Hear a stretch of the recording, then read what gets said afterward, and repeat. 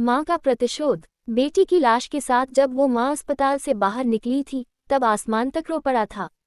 Police थाने के चक्कर काट काट कर उसके पांव छिल गए, पर हर जगह वही जवाब मिला, सबूत नहीं है, केस कमजोर है।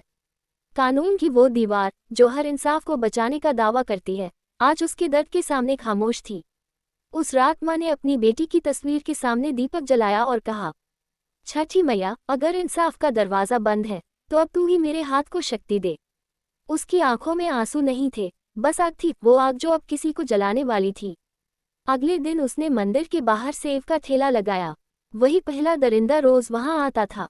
मां ने मुस्कुराकर कहा, बेटा फल खा लो, प्रसाद है। उसने सेब लिया और कुछ ही देर में जमीन पर गिर पड़ा। लोग इकट्ठे हुए, एम्बुलेंस आई, लेकिन डॉक्टर ने कहा अब ये कभी चल नहीं सकेगा। मां ने पहली बार आंखें बंद की, जैसे किसी अधूरे न्याय का एक हिस्सा पूरा हुआ हो। दूसरा दरिंदा वही था जिसने सबूत मिटाने में मदद की थी। मां ने उसी को फंसाने के लिए चाल चली। उसने पुलिस को गुमनाम खबर दी, जिसने जहर मिलाया था वही असली गुनहगार है। और फिर पुलिस आए, उस आदमी को पकड़कर ले गई। वो जेल में चीखता रहा, मैंने कुछ नहीं किया। लेकिन मां जानती थी हर चीख अब बेटी की चीख का जवाब थी। तीसरा और आखिरी दरिंदा सबसे निर्दयी था। उसने उस मासूम की जिंदगी से खिलवाड़ किया था। मां जानती थी कि इसे कानून नहीं छोड़ेगा, पर कानून तक पहुंचने से पहले ही उसने अपनी राह बना ली। उसने 2 लड़कियों को भेजा जो उस आदमी को शराब के ठेके से उठाकर ले गईं।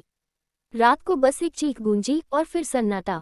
सुबह अखबारों में खबर थी, एक युवक की रहस्यमयी मौत। पर उस मां के घर में शांति थी। सुबह उसने अपनी बेटी की तस्वीर के सामने दीप जलाया और कहा, अब कोई बेटी तेरे जैसी चुप नहीं रहेगी। उसकी आंखों में आंसू नहीं थे, बस सुकून था। वो जानती थी अब उसकी बच्ची को न्याय मिल चुका है, चाहे जिस भी रास्ते से सही।